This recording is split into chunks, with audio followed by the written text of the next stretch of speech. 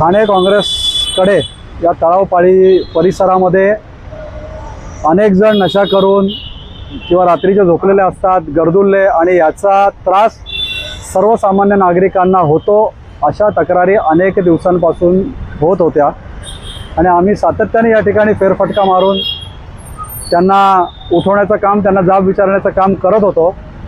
परंतु काल जी एक घटना या ठिकाणी घडली ते सर्वांनाच धक्का या ठिकाणी बसला. या तळावपाळी परिसरामध्ये असंच एका नशा केलेल्याने म्हणा किंवा गरदुल्ल्याने म्हणा, त्यांनी त्याच्या दुसऱ्या एकाने बाईटमध्ये सांगितलं की आम्ही अनेक दिवसापासून या ठिकाणी राहतो, आम्ही या ठिकाणी थांबतो.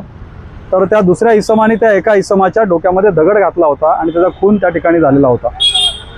खरं तर अशा प्रकारच्या घटना ठाणे शहरामध्ये ज्यावेळी घडतात, हा तर हा मध्यवर्ती भाग आहे. अनेक लोक या ठिकाणी फेरफटका मारण्यासाठी येतात. मॉर्निंग वॉकला ज्येष्ठ नागरिक असतात, संध्याकाळी अनेक लहान मुलं आणि महिला या परिसरामध्ये असतात. परंतु आता सुद्धा आम्ही या ठिकाणी जेव्हा फिरत होतो, अनेक ज्येष्ठ नागरिक असतील, अनेक महिला असतील किंवा इतरही नागरिकांच्या तक्रारी होत्या की आम्ही या परिसरामध्ये आम्ही सुरक्षित नाही आहोत आणि आम्ही चालत असताना वेगवेगळ्या विभागामध्ये राहणारे किंवा यांच्याकडे स्वतःचा आधार कार्ड सुद्धा नाही आहे अशी अनेक लोक आम्हाला झोपलेली आढळली. सर्वात याच्यामध्ये गांभीर्याची बाब अशी म्हणावी लागेल की या ठिकाणी जे अतिक्रमणचे कर्मचारी या ठिकाणी या कार्यवाह्या करतात यांच्यावरती त्यांना कुठल्याही प्रकारची सुरक्षा उपलब्ध नाही आहेत. खरं तर त्यांना मार्शल दिले गेले पाहिजेत किंवा त्यांच्यावर पोलीस प्रशासन दिलं पाहिजे.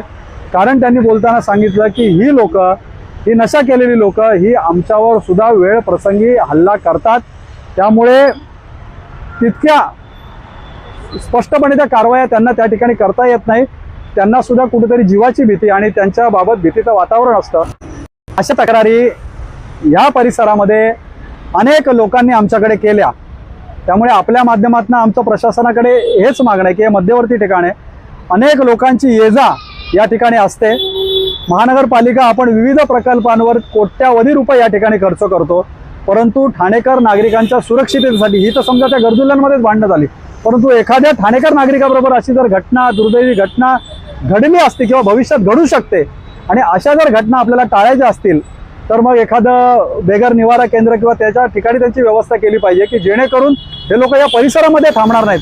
कारण इकडची जी बैठक व्यवस्था आहे त्यांनी असं जसं काय आरक्षित केलेलं आहे आणि आरक्षित करून प्रत्येकजण या ठिकाणी झोपलेला आहे. लोकांना बसायला सुद्धा या संध्याकाळच्या वेळामध्ये या ठिकाणी जागा नाही आहे. त्यामुळे प्रशासनाकडे आपल्या माध्यमातून आमची हीच मागणी राहील की तुम्ही ज्यावेळी कोट्यावधी रुपये खर्च करता, कुठेतरी या नागरिकांच्या सुरक्षिततेवरती पण त्या ठिकाणी आपण उपाययोजना केले पाहिजेत. त्या ठिकाणी बीट मार्शल असतील किंवा पोलिसांचे राऊंड असतील, ही 24 तास या ठिकाणी सुरक्षा यंत्रणा या नागरिकांसाठी या ठिकाणी राहिली पाहिजे.